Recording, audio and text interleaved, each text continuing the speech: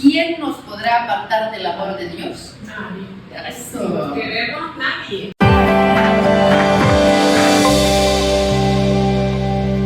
Dios te salve María, llena de gracia, el Señor es contigo, bendita tú eres entre todas las mujeres y bendito es el fruto de tu vientre Jesús. Santa María, Madre de Dios, ruega por nosotros pecadores, ahora y en la hora de nuestra muerte. Amén.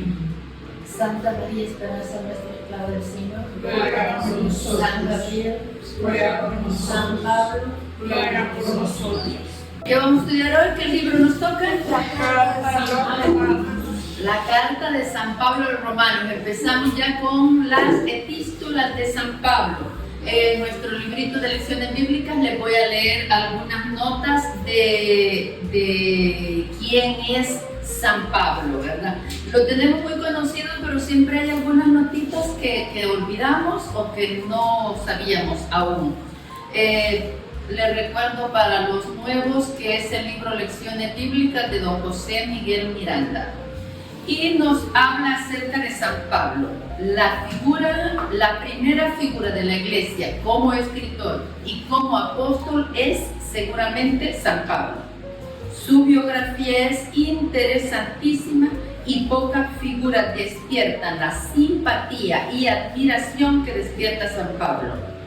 Pablo, llamado antes Saulo, Saulo es su nombre judío y Pablo es su nombre griego.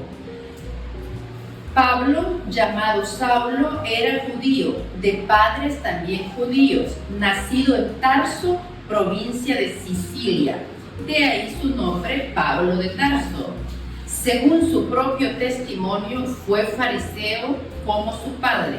Hablaba arameo y en su juventud aprendió el oficio de hacer tiendas. Pertenecía a la tribu de Benjamín, como él mismo lo dice en Filipenses 3:5, una raza luchadora, virtud tradicional a la que Pablo hace honor. A temprana edad fue a Jerusalén y, según dice en Hechos, estudió bajo la asesoría del famoso rabino Gamaliel, maestro eminente de la escuela de Hillel. Era celosísimo también de las tradiciones. Era muy culto, especialmente en literatura griega, y finalmente era ciudadano romano, lo cual le dio derecho a apelar al César. Lo más maravilloso de Pablo es su conversión a Cristo y el celo apostólico de que se revistió, el cual es narrado a lo largo de los hechos. Fue, como diríamos hoy, un líder completo. Se le atribuyen a San Pablo 13 cartas, sin contar los hebreos, de cuya paternidad hablaremos luego. Escribió otras que no han llegado a nosotros, por ejemplo, una a la Odisea, a la cual se refiere él mismo en Colosenses y Corintios. Todas las cartas constan generalmente en 3 partes. Primera, una introducción, con el nombre del autor, el destinatario y el saludo. Segundo, el contenido doctrinal moral, la cual es muchas veces como una consecuencia de la doctrina expuesta, aplicada a las necesidades espirituales de los fieles. Él va escribiendo a las distintas comunidades cristianas según las necesidades de cada comunidad. El apóstol acostumbraba a dictar sus cartas, y de ahí los numerosos incisos que a veces encontramos en ellas. Incluso puede apreciarse después de detallados estudios analíticos los párrafos donde Pablo interrumpía su dictado. Y una tercera parte con la conclusión, saludos y bendición. Muy bien, las cartas de San Pablo se dividen en soteriológicas, la de Romanos, Corintios y Gálatas; cristológicas, la de Efesios, Filipenses y Colosenses; escatológicas, las tesalonicenses; y pastorales a Timoteo, Tito y Filemón. Vamos entonces a empezar con la carta a los Romanos. Voy a leer algunas notitas de la introducción a la carta. En la primera colección de cartas estaban ordenadas en orden decreciente según su longitud. Pero las 4 grandes cartas a los romanos, 1 y 2 Corintios y a los Gálatas, son después de la cautividad, y al final las cartas a los tesalonicenses. Más tarde se le agregaron las cartas a Timoteo y Tito y la hermosa carta a los hebreos, escrita probablemente al alero de Pablo, pero cuyo autor se desconoce, como alado, ¿verdad? Alero es alado, como alado de Pablo por un autor que se desconoce. Pablo se considera como el apóstol de las naciones, viendo que esa era su vocación personal al lado de Pedro, a quien Dios había dado el encargo de evangelizar el mundo judío, no solo en Palestina, sino en todo el Imperio Romano, allí donde estuvieran establecidos. Pablo había recibido esa misión del mismo Jesús como ocasión de su conversión, y era tan fundamental en el proyecto divino de la misión y extensión de la iglesia que no terminó con su muerte. Todavía estamos estudiando a San Pablo, ¿verdad? No termina con su muerte, su evangelización. El Imperio Romano había reducido prácticamente a nada las ambiciones de las naciones pequeñas y grandes al absorberlas, dejando un vacío donde crecerían las preocupaciones religiosas. La carta a los romanos es en gran parte una exposición sobre la vocación cristiana. No solo nos parecería difícil, sino que lo es. Está considerado el libro más difícil de toda la escritura. Encontramos en ella discusiones y una utilización de los textos bíblicos que desconciertan, porque Pablo argumenta cómo había aprendido en las escuelas de los rabinos. Si él tenía mucho dominio del conocimiento griego, del conocimiento judío, y ahora con su conversión del conocimiento cristiano, él argumenta de un modo que de verdad es muy elevado y con muchas recursos, pues él tiene mucho conocimiento. Entonces, como que bailara con una fluidez entre el Antiguo Testamento, el Nuevo Testamento, la religión judía, todo el conocimiento griego, ahora su experiencia de conversión. Entonces eso hace que sea para nosotros difícil, porque nosotros queremos comprenderlo todo a primera mirada, ¿verdad? Pues aquí no, hay que darle muchas miradas y con mucha atención. Conviene recordar que Pablo no vertebra un sistema doctrinal, una teología, sino que recurre constantemente a su propia experiencia. Muchos de nosotros quizás no hayamos tenido una experiencia de conversión tan fuerte como la de San Pablo, entonces pues no tenemos la capacidad de comprensión. El encuentro con Jesús resucitado, la conversión que lo puso al servicio del Evangelio y posteriormente la amplia experiencia de su vida de apóstol son la base de toda su visión de fe. A veces nosotros que hemos crecido dentro de la iglesia tenemos una fe muy intelectual, porque hemos creído desde el principio todo lo que nos han enseñado, pero mientras no tengamos una sacudida personal o un encuentro personal con Dios, nos falta encarnar todo esto que conocemos ya por los libros. Entonces esta es la experiencia que trata de transmitirnos San Pablo, o sea, vivir todo lo que creemos. Pablo va a hablar de la salvación de Dios, que es la salvación de la raza humana como un todo y que se juega en el corazón de las personas. Todo dependerá de la respuesta personal a la llamada de Dios. Confiarnos a Dios, ¿verdad? Para explicar esta transformación que la fe obra en el hombre, Pablo utiliza una palabra que tendremos que explicar: la justificación. Ya en libros anteriores hemos visto que justificación sería justo. En aquella época, en el Antiguo Testamento, es como nosotros usamos la palabra santo ahora. Entonces sería el sinónimo ya moderno, actual. Entonces cuando él habla de la justificación, ser justo, incluso decimos el justo San José, ¿verdad? Entonces es ahora mismo ser santo para nuestro vocabulario. O sea que está hablando de la santificación. Luego lo veremos que él dice que es por la fe y no por la ley, porque le creemos a Cristo y no porque le creemos a la Torá, a los 613 mandamientos de los judíos. Entonces ahí lo vamos a ir desglosando lo mejor posible y luego ustedes en casa lo ven con más atención. Esta salvación es la que anunciaba toda la Biblia, pero desconcierta a todos los que en religión judía se habían quedado en las prácticas que pertenecen a una época de la historia humana a la que ha puesto fin la muerte de Jesús. Nosotros también corremos ese riesgo. En la Iglesia Católica tenemos ritos hermosos, entonces también corremos el riesgo de quedarnos en los ritos, solo en la práctica y no poner el corazón. Lo que hace que pongamos el corazón en ese encuentro que hemos tenido con Dios, que nos hace amarle. Y entonces cuando estamos participando de todos esos ritos, ponemos todo nuestro amor porque estamos frente a nuestro enamorado, ¿verdad? Y también enamorados de Él. El bautismo hace entrar en un mundo misterioso que no es otro que el de Cristo resucitado. Ahora ya estamos en Cristo y vivimos de su Espíritu.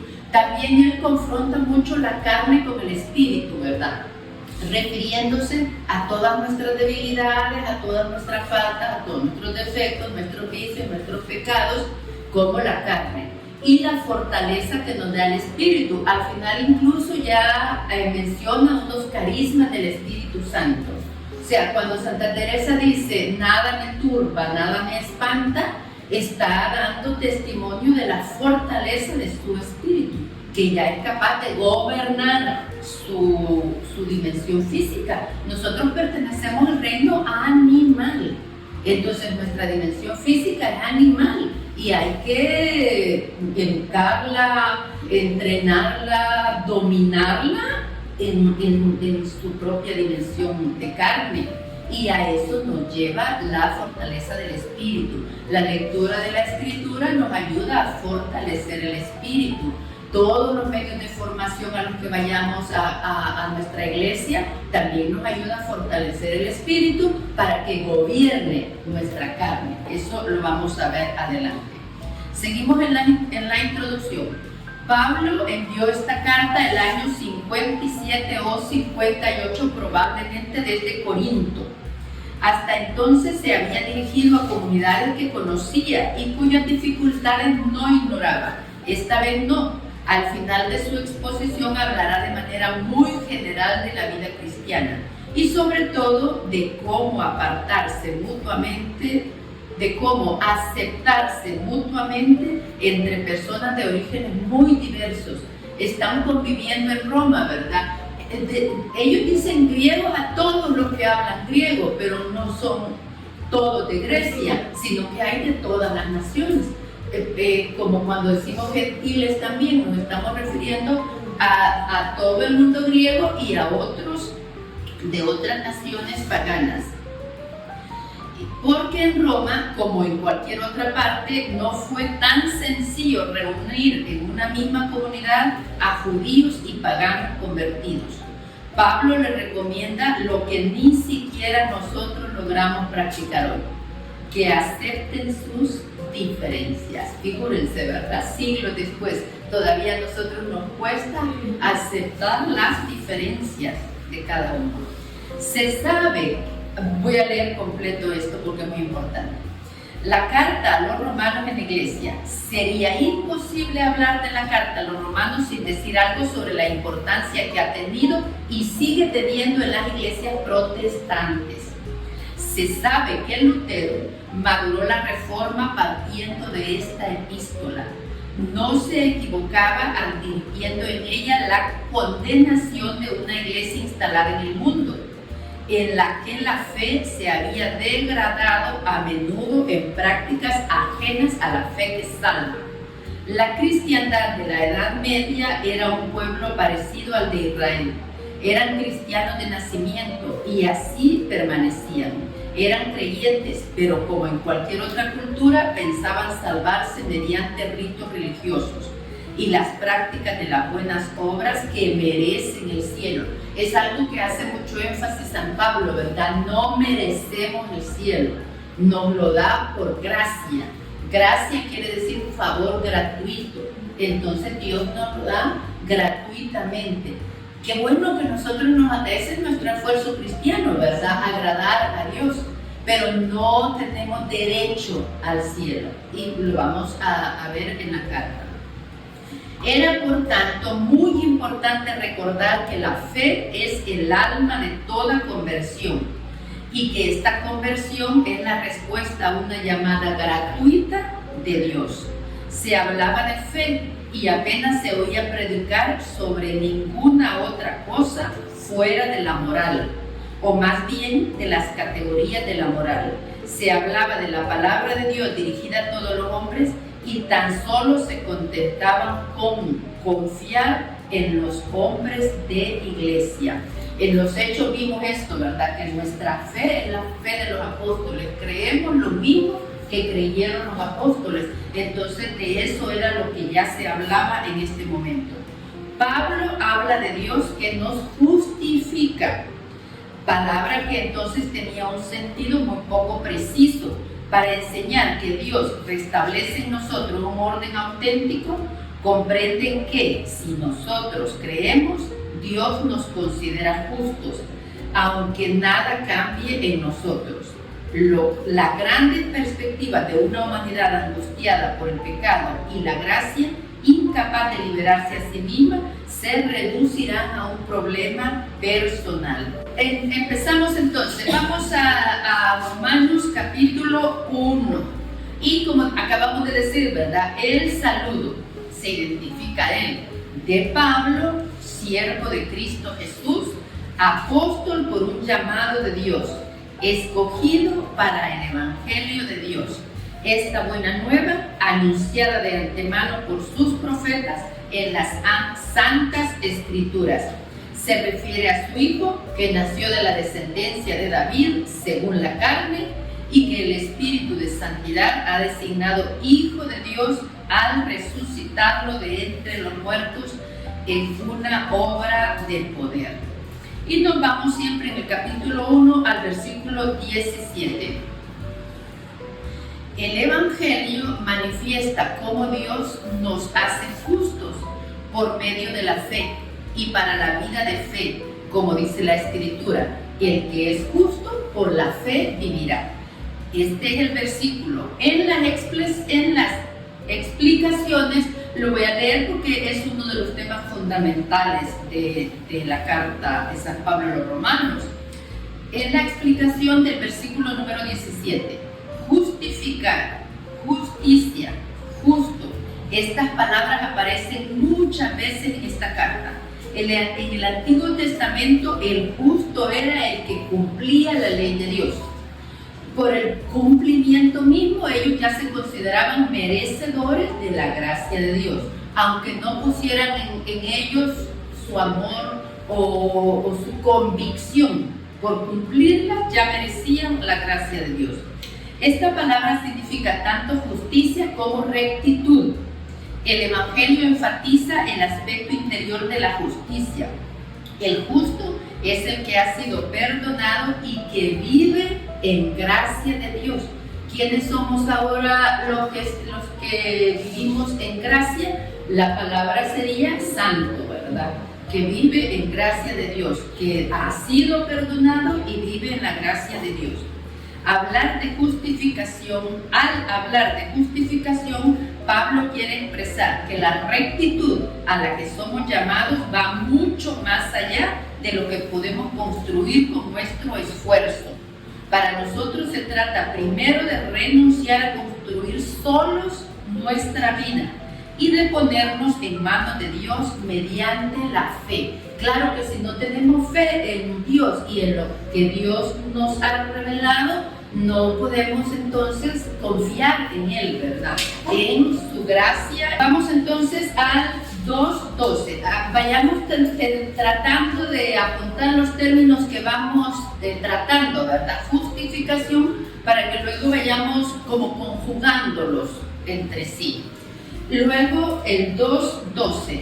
Cada uno es juzgado por su conciencia. Quienes pecaron sin conocer la ley serán eliminados sin que se hable de la ley.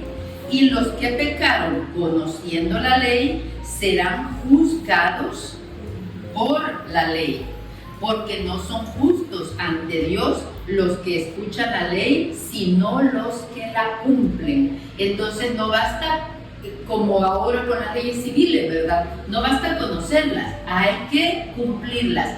Y el enriquecimiento que le hace a la ley Cristo es cumplirla por amor al prójimo, por amor a Él. Encontramos en las explicaciones de este capítulo, Pablo opone en diversos pasajes letra a espíritu. Letra sería pues la literatura que leemos, ¿verdad? Lo que es la ley. Luego el espíritu que esa ley busca. La letra designa los mandamientos escritos que el judío se esforzaba en observar, pero que le eran impuestos desde fuera. Esos mandamientos tenían por fin llevarlo a una conversión de corazón. Si pensamos, ¿verdad? ¿Cuál es el propósito de la ley? Llevarlo a una conversión, que poco a poco fuera conociendo los mandamientos de Dios y creyéndolos, adhiriéndose a ellos y llegar a una conversión de corazón. Este era el espíritu de la ley. Dos familias de palabras se contraponen en las cartas de Pablo.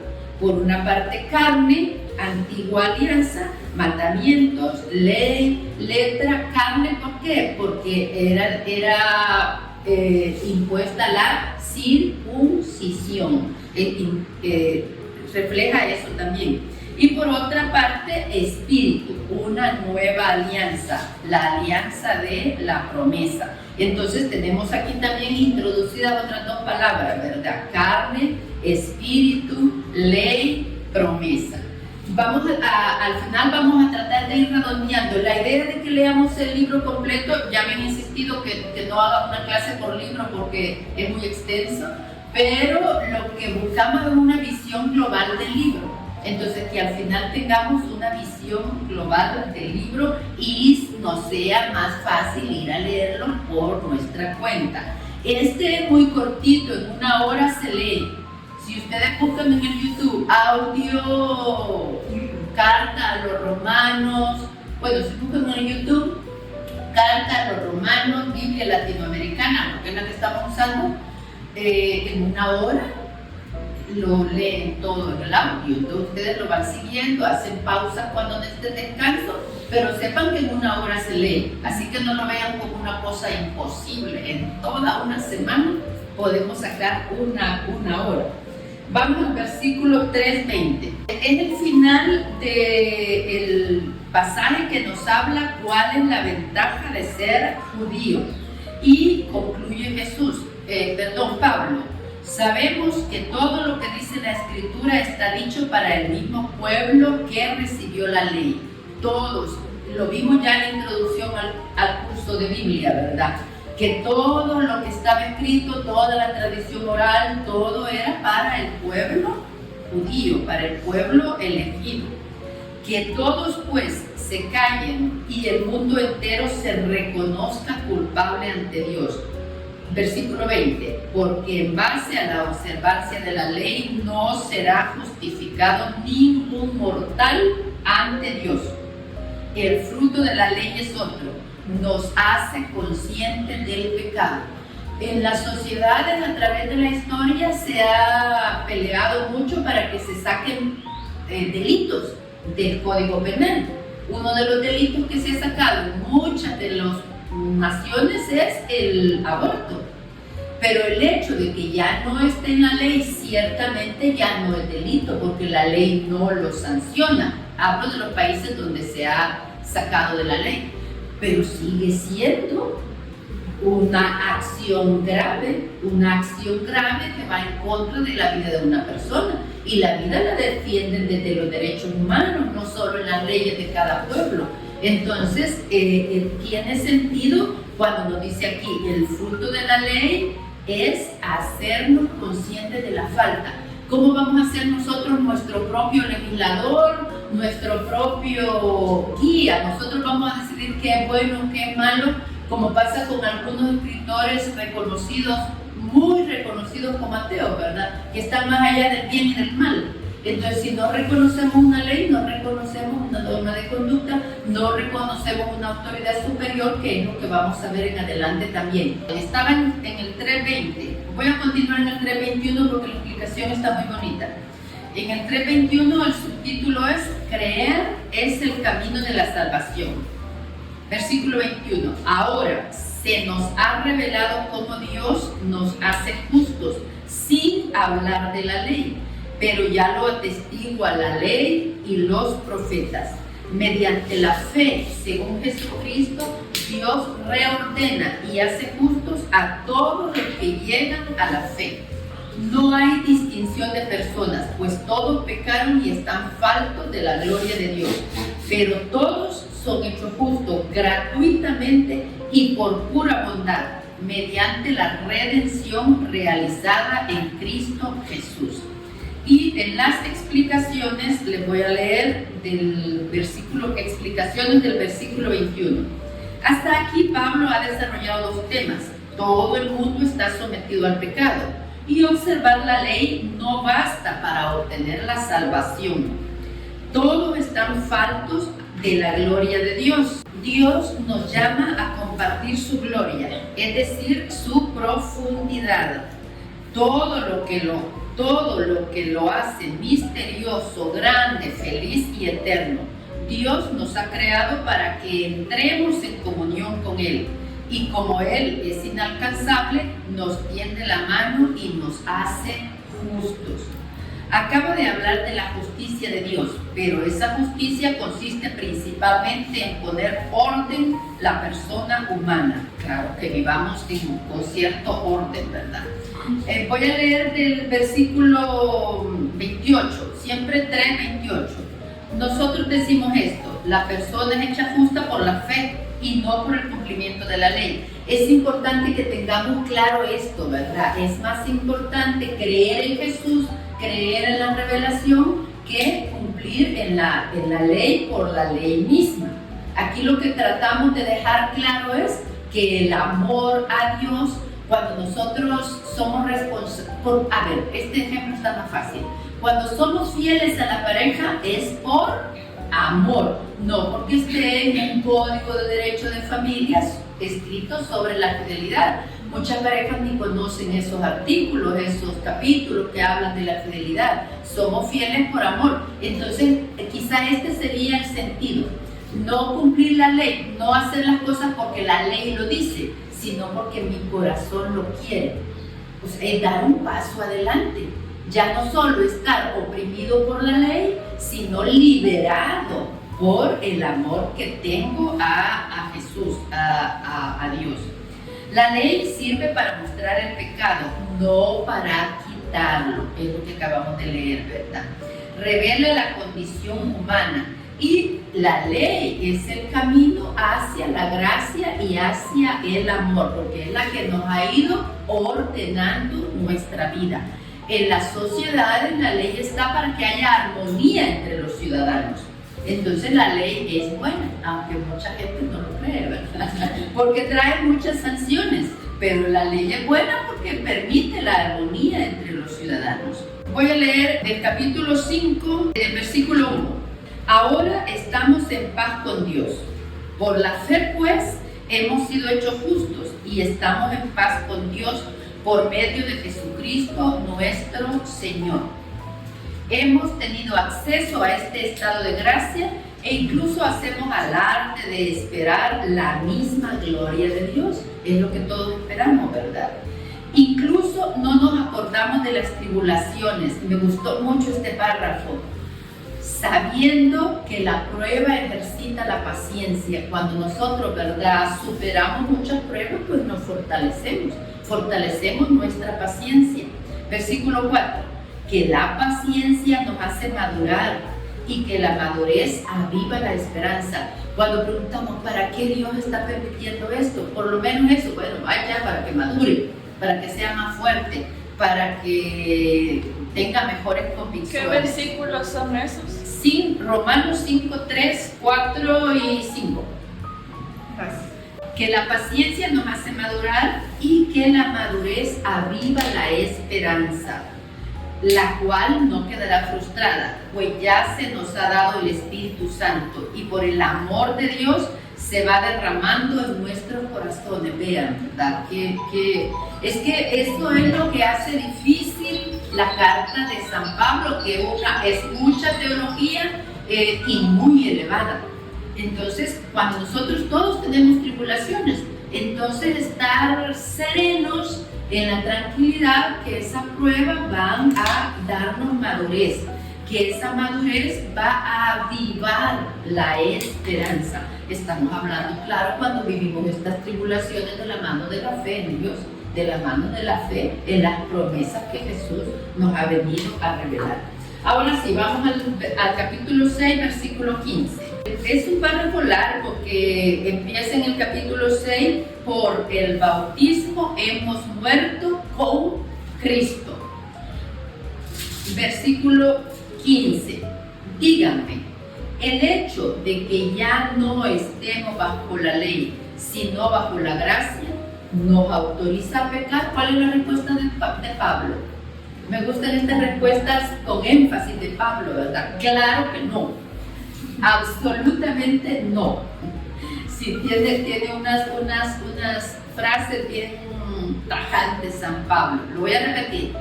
Versículo 15, capítulo 6.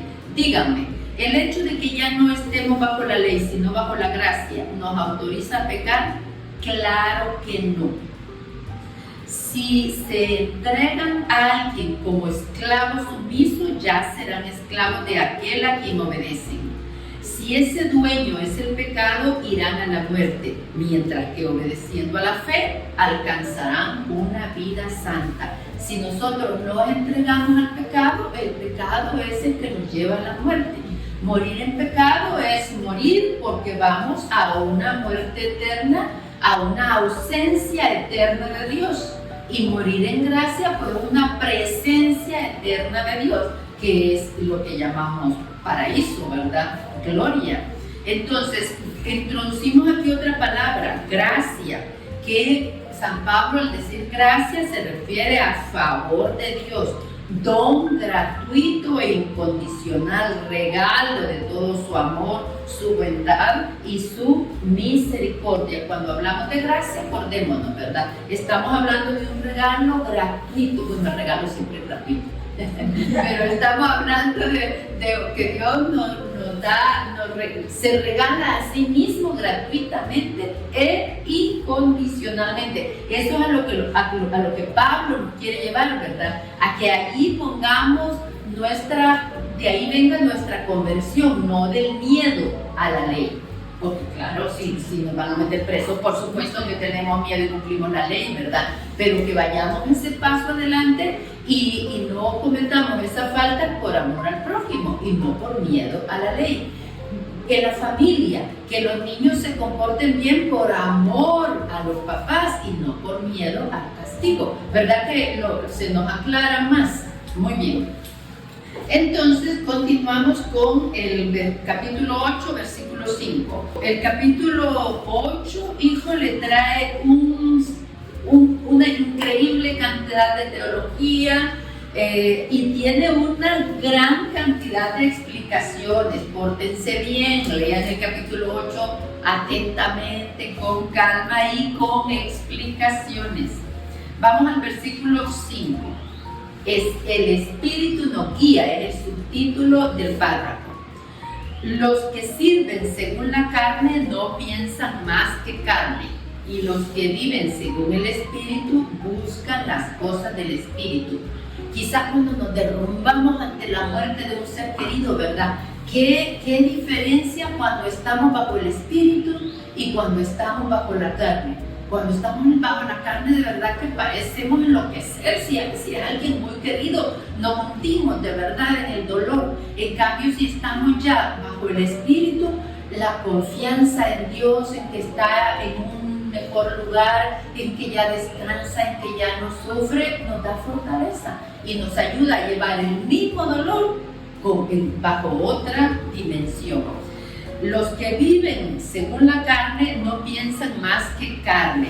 Carne para Pablo se refiere a la naturaleza caída con el pecado original. Se refiere a la concupiscencia, a nuestras inclinaciones naturales al pecado. Se refiere a la impureza, a la idolatría, al libertinaje. A todo eso se refiere San Pablo.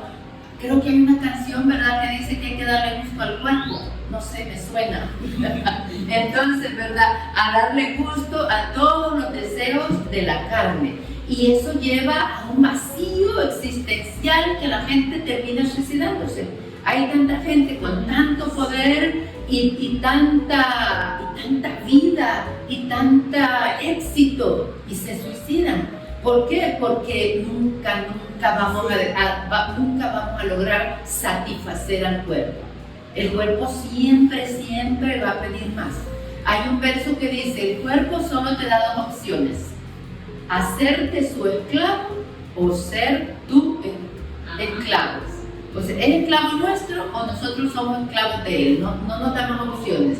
Y entonces, y creo yo que hay muchos ejemplos en que lo podemos ver claro, ¿verdad? Por ejemplo, cuando se cae en el alcoholismo, el cuerpo siempre pide más y más. Entonces, es incluso ahora con las pantallas. Ay, con las pantallas, sí, ¿verdad? Siempre como hay que hacer un acto de dominio para cerrar. Y voy a continuar acá para luego ver también a qué se refiere cuando habla del espíritu. Y los que viven según el Espíritu buscan las cosas del Espíritu. Y cuando San Pablo habla del Espíritu, se refiere a seguir los impulsos del Espíritu Santo, ¿verdad? Que luego vamos a ver también los frutos: el amor, la alegría, la paz, la serenidad, la mansedumbre ante cualquier situación. No estar bien cuando todo está bien, ¿verdad? Sino seguir estando bien cuando todo está mal. En el versículo 8 dice, por eso los que viven según la carne no pueden agradar a Dios. ¿Cómo vamos? Vayamos a la familia, ¿verdad? ¿Cómo vamos a agradar a la mamá si andamos en vicios, perdiendo el tiempo, perdiendo dinero? Y entonces también, ¿cómo vamos a agradar a Dios? Viviendo, dándole gusto al cuerpo, a todo lo que se nos antoje, a la deriva.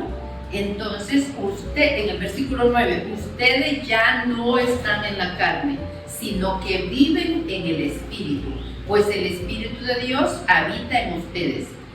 El Espíritu de Dios habita en nosotros. Cuando decimos, ¿verdad?, tenemos que cuidar nuestro cuerpo como templo del Espíritu. Entonces ahí nosotros empezamos también una conversión de mejorar en todos nuestros hábitos, y ese es el objetivo también, ¿verdad?, de vivir en el Espíritu. Ya les decía que es muy amplio, es muy hermoso, es muy profundo todo el capítulo 8, pero tenemos que ir dando saltitos, ¿verdad? Vamos al versículo 28. ¿Quién nos podrá apartar del amor de Dios? Nadie. Eso. No queremos nadie. Versículo 28. También sabemos que Dios dispone todas las cosas para bien de los que lo aman, a quienes Él ha escogido y llamado. A los que de antemano conoció, también los predestinó a ser imagen y semejanza de su Hijo, a fin de que sea el primogénito en medio de numerosos hermanos. Así pues, a los que Él eligió los llamó, a los que llamó los hizo justos y santos, y a los que hizo justos y santos les dio la gloria. Este es un tema de polémica, porque como leímos en la introducción, ahora vamos creo que hay otras notitas más por acá. Aquí es donde se divide la iglesia, ¿verdad? Y hay mucha polémica entre, bueno, Dios entonces escoge a algunos, pero ¿por qué Dios te escoge? ¿Por qué Dios escogió a Jacob sobre Esaú? ¿Por qué escogió a Isaac sobre Ismael? Entonces, bueno, son cosas que tenemos que ir profundizando más, ¿verdad? ¿Por qué escogió a Israel de entre todas las naciones? En cuanto a Israel, ya hay estudios que dejan claro que es porque él respondió, Dios te llama, pero te deje libre albedrío, que es otro gran tema aquí, a aceptarlo o no aceptarlo. No nos pasa a nosotros, que invitamos a las amigas y nos dicen no, Yo tengo queridos amigos que me dicen, venga, pero no me hable de la iglesia. Entonces nosotros tenemos libertad. Entonces, pero Dios nos está llamando a todos. ¿Y por qué no escoge? Pues porque le decimos sí. Y al que le da la espalda, pues no lo puede escoger. Voy a leer las explicaciones. Pablo describió en las páginas precedentes la acción de Dios en nosotros por medio del Espíritu. Su providencia en realidad abarca todos los acontecimientos de nuestra vida. Nada acontece en el mundo, en nuestra familia o en nuestra vida simplemente por casualidad o porque así estaba escrito que iba a suceder. A los que de antemano conoció. Pablo destaca la atención permanente del Padre para con cada uno de nosotros. Dios nos conoce en Cristo desde el principio del mundo. Somos hijos conocidos antes de que naciéramos y destinados también para ocupar un lugar uno en la creación. Entonces Dios nos conoce desde siempre, ¿verdad? Saber que somos un pensamiento de Dios desde la eternidad. Eso también nos tiene que llevar a corresponder a ese amor. Entonces dice, los llamó, cualquiera que sea la manera de cómo conocimos a Cristo, Dios fue el que nos llamó a la fe. También conocemos por aquella parábola del viñador, ¿verdad? Dios sabe cuándo nos va a llamar. A uno nos llamó desde la infancia, a otro nos llamó a mitad de la vida, en la juventud, o a la mediana edad, o cuando ya son mayores. Dios te va a llamar y la clave está en que respondas cuando nos llama a la conversión, nos llama a la vida en Cristo. Y luego dice, a los que llamó los hizo justos. Los hizo justos y santos. Deberíamos traducir, Dios los ha rectificado. Esto es mucho más que enrielar en el plano moral a las personas que no andaban muy derechas, o incluso esa puesta en orden no nos garantiza que vamos a andar siempre derecho, ¿verdad? A veces nos acercamos a Dios y de repente nos volvemos a alejar, ¿verdad? O sea que no nos garantiza, si no perseveramos en la fe, no nos garantiza nada. Y finalmente dice, también los predestinó. Hay una palabra clave para entender la predestinación, que es el preconocimiento. O sea, si Dios sabe previamente lo que vamos a hacer, si lo vamos a aceptar, si lo vamos a rechazar, si le vamos a creer, si no le vamos a creer. Pero eso es porque Él lo sabe todo. Pero eso no quiere decir que Él como marioneta nos guía a su antojo, que es un planteamiento muy polémico dentro de las iglesias. También lo predestinó. La palabra es impresionante. De ahí que algunos hayan concluido que no son realmente libres. La Iglesia Católica cree en el libre albedrío. Hay otras iglesias que no, piensan que Dios maneja a su antojo. Según ellos, los que han sido escogidos o rechazados por Dios están automáticamente salvados o condenados. Nosotros no creemos que estamos automáticamente salvadas porque tenemos la Escritura en la mano o porque la amamos. No estamos automáticamente salvados. Pero el texto no dice que algunos son elegidos para la salvación y que otros no serán salvados. Pablo dice únicamente que han sido elegidos para que conozcan a Cristo y reciban la salvación que Él anunció, lo que no es igual que negar a los otros el cielo. El reino de Dios se extiende más allá de la iglesia. Si bien la mayoría de los hombres no conoce a Cristo ni el Evangelio, Dios sabe guiarlos y salvarlos. El sacrificio de Cristo salva a todos los hombres, ¿verdad? No es que estemos unos cuantos elegidos y unos cuantos nos vamos a salvar. Yo me incluyo por fe. Murió por cada uno, por todos. Muy bien, vamos a este tema de la predestinación. En las explicaciones, lo voy a leer en las explicaciones, porque acabamos de leer, ¿verdad? Los predestinó. En el capítulo 9, ya estamos en las explicaciones del capítulo 9, en el 9:14. ¿Diremos entonces que Dios es injusto? Claro que no, dice San Pablo. Dice sin embargo a Moisés, seré misericordioso con quien quiera hacerlo y me compadeceré de quien quiera compadecerme. Debemos concluir que lo importante no es querer llegar primero, sino que Dios tenga misericordia. Nosotros también en eso confiamos, ¿verdad? En la misericordia de Dios. Voy a leer varias notitas porque aquí, como es fuente de discordia, entonces hay mucha explicación sobre la predestinación. Voy a leer solo poquitos apuntes. No es pura casualidad que en la misma época, frente a una religión desesperada y desesperante, estamos hablando de la época de cisma, ¿verdad? Tanto de Lutero como Calvino, que tiene que ver con esta carta. En esa misma época Jesús se manifestó repetidas veces para pedir que se honrara a su sagrado corazón. Estamos en 1500 y fracción. Que es recordando así que en Él todo es amor para nosotros. El Dios que nos ama no es solo Jesús, sino también el Padre, quien nos ha predestinado y que es tanto amor como su Hijo. El pueblo de Israel no conocía a un Dios amoroso, a un Dios Padre. Es Jesús quien viene a revelarnos, ¿verdad? A un Dios que es bondadoso, misericordioso, y no alcahuete. Es que a veces nos confundimos, ¿verdad?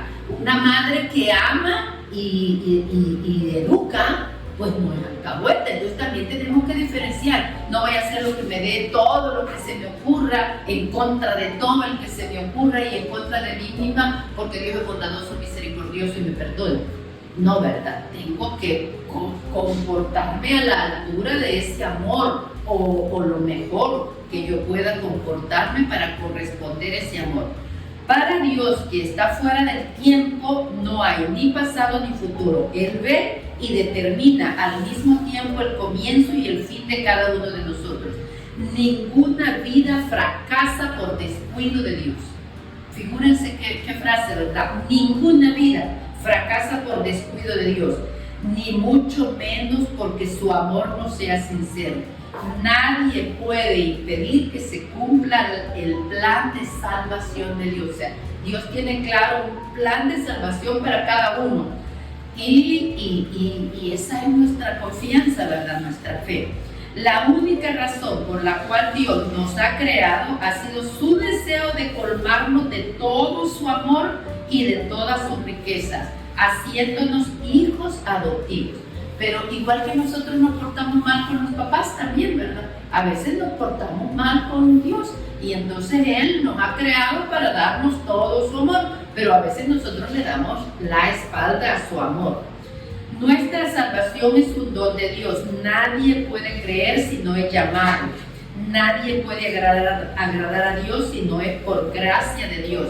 Nadie puede vanagloriarse de sus méritos o exigir una recompensa por ellos. Dios nos proveerá todo para que estemos abiertos a su acción. Los que se niegan a ser receptivos son los únicos responsables de su condenación. La Iglesia nos habla de predestinación para referirse a esta obra de salvación. Todos estamos destinados a salvarnos. ¿Nos vamos a salvar todos? Pues no, porque muchos no quieren ni saber de Dios, ni que les hablemos de Dios. Entonces, Dios tiene otro plan para ellos. Tampoco vamos a desesperar, ¿verdad? Dios tendrá otro plan porque es Padre y les ama. Pero nosotros no podemos decir este sí, este no, ¿verdad? Nadie. Vamos entonces ya al capítulo 12, que nos habla de el puntito final que tenemos anotado, ¿verdad? Exhortación moral. San Pablo nos anima a vivir pues una vida moral en Cristo. Capítulo 12. Les ruego pues, hermanos, por la gran ternura de Dios, que le ofrezcan su propia persona como un sacrificio vivo y santo, capaz de agradarle. Cuando nosotros ante nuestras dificultades, ¿verdad?, se lo ofrecemos a Dios. Nuestro dolor se lo ofrecemos a Dios. Entonces estamos haciendo esto, ofreciendo nuestra propia persona, ofreciendo nuestra propia vida, nuestro día a día, para ser gratos a Dios. no sigan la corriente del mundo en que vivimos, sino más bien transfórmense a partir de una renovación interior. Esto es una conversión del alma, del espíritu, ¿verdad? Así sabrán distinguir cuál es la voluntad de Dios, lo que es bueno, lo que le agrada, lo perfecto. Esta vida, llevando una vida en el espíritu, vamos a saber lo que le agrada a Dios. Versículo 3. La gracia que Dios me ha dado me autoriza a decirles a todos y cada uno de ustedes que no se entrometan en cualquier cosa, sino que aspiren a lo que se debe buscar, que cada uno actúe sabiamente según el carisma que Dios le ha entregado. Este es otro tema muy hermoso, ¿verdad? Los carismas del Espíritu Santo. Y dice en el versículo 6, y tenemos carismas diferentes según el don que hemos recibido. Si eres profeta, transmite el conocimiento que se te da. Hay una frase bien sencilla para saber cuál es la vocación de un profeta. Anuncia lo que Dios le manda a anunciar y denuncia lo que está mal, ¿verdad? O sea, anuncia la voluntad de Dios y denuncia cuando estamos en contra de la voluntad de Dios. Y conocemos, ya hemos oído, ¿verdad?, de todos los profetas en el Antiguo y Nuevo Testamento. Entonces ya tenemos idea de qué es el carisma de profeta. Es la capacidad para hablar en nombre de Dios, para dar un mensaje que edifique y consolide al pueblo. Ahora con el movimiento carismático hace varias décadas, ¿verdad?, se ha popularizado los carismas del Espíritu Santo.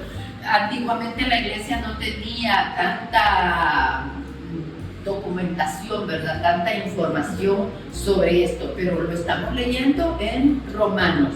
Si eres profeta, transmite el conocimiento que se te da. Si eres diácono, cumple tu misión. La misión del diácono es servir a la comunidad. Todos los carismas los da el Espíritu Santo, no para que nosotros nos veamos más hermosos, nos lo da para construir su iglesia. Si eres maestro, enseña. Y entonces el maestro, cuando tiene el carisma de maestro, tiene la capacidad de inspirar, motivar y conectar con los estudiantes y descubrir el máximo potencial de los estudiantes. Si eres predicador, sé capaz de animar a los demás. Entonces, también, ¿verdad?, el carisma de predicación. Nosotros podemos diferenciar entre un sacerdote que prepara muy bien su homilía, pero no tiene carisma de predicación, y un sacerdote que prepara muy bien su homilía y tiene carisma de predicación, aunque todos los sacerdotes reciben el carisma de predicación. Y luego dice, si te corresponde dar, da con la mano abierta, ¿verdad? No da como queriendo retener, da con la mano abierta. Este carisma de dar es la capacidad de compartir. Como dijimos aquel día con San Pedro, ¿verdad? No tengo oro ni plata, pero lo que tengo te doy. Este carisma de dar incluye bienes, incluye dinero, pero también ideas, también recursos, también tiempo, y lo da con amor. Entonces este es el carisma de dar con la mano abierta. Si eres dirigente, actúa con dedicación. El carisma de dirigente es la capacidad para inspirar y convencer, generando conexión, lealtad, persuasión, empatía, compasión. Entonces eso es tener el carisma de liderazgo. Empresarialmente se diferencia mucho un jefe con liderazgo y un jefe sin liderazgo, ¿verdad? Hasta en las imágenes un líder anima y el jefe va forzando, hasta maltratando. En las imágenes siempre se dibuja hasta maltratando, ¿verdad? Entonces no, el que tiene carisma de líder, ese anima. Me hace sentir que uno puede. Eso que te exhorta a alcanzar tu máxima potencial. Dentro del equipo, un líder también conoce las capacidades de cada uno y a cada uno le asigna tareas según su propia capacidad. Entonces hay mucha diferencia entre un jefe sin carisma de liderazgo y uno con carisma de dirigente. Luego dice, si ayudas a los que sufren, muéstrate sonriente. Ayuda, capacidad para brindar apoyo de manera efectiva, porque es que como son carismas del Espíritu Santo, es el Espíritu Santo el que te está dejando ver la necesidad de aquella persona y te está dejando ver cómo le puedes ayudar para que sea efectivo. Entender las necesidades del otro y ofrecerse generosamente. Estamos, mira, ya en el capítulo 12, en los versículos a partir del 6, que hablaba de los carismas. Luego sigue el gran rol que juega el amor en la vida cristiana. Porque hay siempre lo que dijimos en la introducción, cuesta aceptar la diversidad que de cada uno, cuesta aceptar las diferencias. Nosotros defendemos la igualdad, pero la igualdad es la diferencia. Entonces también Pablo nos llama al amor entre nosotros. Versículo 9, que el amor sea sincero, aborrezcan el mal y procuren todo lo bueno. Que entre ustedes el amor fraterno sea verdadero cariño y adelántense al otro en el respeto mutuo. Creo yo que esta virtud del respeto es clave para llevarlo bien en los grupos y es bien importante. Digo yo, entre suegra y nuera, digo yo, entre suegra y yerno, si no surge el amor, que no falte el respeto. Porque a veces no surge el amor, pero que no falte el respeto. Si en una comunidad, cualquiera que sea, no falta el respeto, se puede trabajar, se puede construir. Sean diligentes y no flojos, sean fervorosos en el espíritu y sirvan al Señor. Tengan esperanza y sean alegres, sean pacientes en las pruebas y oren sin cesar. Oigan los deseos de Pablo, ¿verdad? Oren sin cesar. Es bien cortito, lo voy a leer completo. Compartan con los hermanos necesitados y sepan acoger a los que están de paso. Bendigan a quienes los persiguen, bendigan y no maldigan. Alégrense con los que están alegres, lloren con los que lloran. Vivan en armonía unos con otros, no busquen grandezas y vayan a lo humilde. No se tengan por sabios. No devuelvan a nadie mal por mal y que todos puedan apreciar sus buenas disposiciones. Voy a ir al capítulo 13. Obedecer a las autoridades. Cada uno en esta vida debe someterse a las autoridades, pues no hay autoridad que no venga de Dios. A los cargos públicos existen por voluntad de Dios. Por lo tanto, el que se opone a la autoridad se rebela contra un decreto de Dios y tendrá que responder por esa rebeldía. En el versículo 4 dice, versículo 3, no hay por qué temer a las autoridades cuando se obra bien, pero sí cuando se obra mal. ¿Quieres vivir sin tener miedo a las autoridades? Pórtate bien y te felicitarán. Han recibido de Dios la misión de llevarte al bien. Voy a ir hasta el 14:23. Actitud reprensiva con los de conciencia débil. Acuérdense que para nosotros fortalecer la conciencia tenemos que acostumbrarnos a la lectura de la escritura, de libros espirituales, de la ley, acostumbrarnos a la reflexión y sobre todo acostumbrarnos a pensar antes de actuar. No pensemos excusa, ¿verdad? Tenemos que pensar antes de actuar, porque tenemos que tener claro que somos responsables de todo lo que hacemos. Voy a ir desde el 22. Mantén tus propias convicciones ante Dios. Es que aquí, claro, viene diciendo, ¿verdad?, que somos responsables de obedecer a la ley cuando la ley obedece a Dios. Me recordé de una encíclica viejita que se llama Casti Cum Nubis. La mujer tiene obligación de ser sumisa al marido, cuando el marido es sumiso a Dios. Así cualquiera.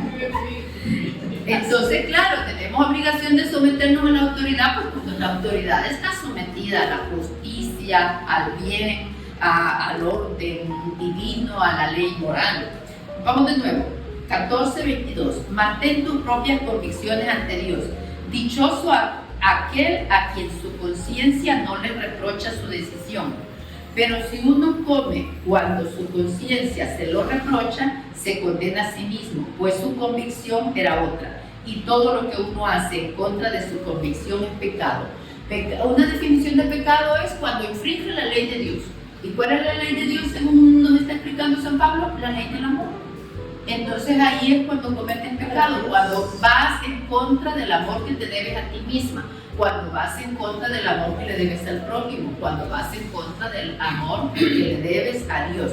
Entonces todo lo que uno hace en contra de su convicción es pecado. Esa convicción tiene que estar formada, ¿verdad? A través del estudio y la oración. Bueno, nos vamos a quedar hasta ahí. Se hace corto, ¿verdad? Sí, 1:30 será. Muchísimas gracias. Gracias a usted. Vamos a la oración. Santa María, esperanza nuestra, esclava del Señor. Ruega por nosotros. Gracias, hasta la próxima. Nada me podrá separar del amor que Jesús ha puesto en mi corazón.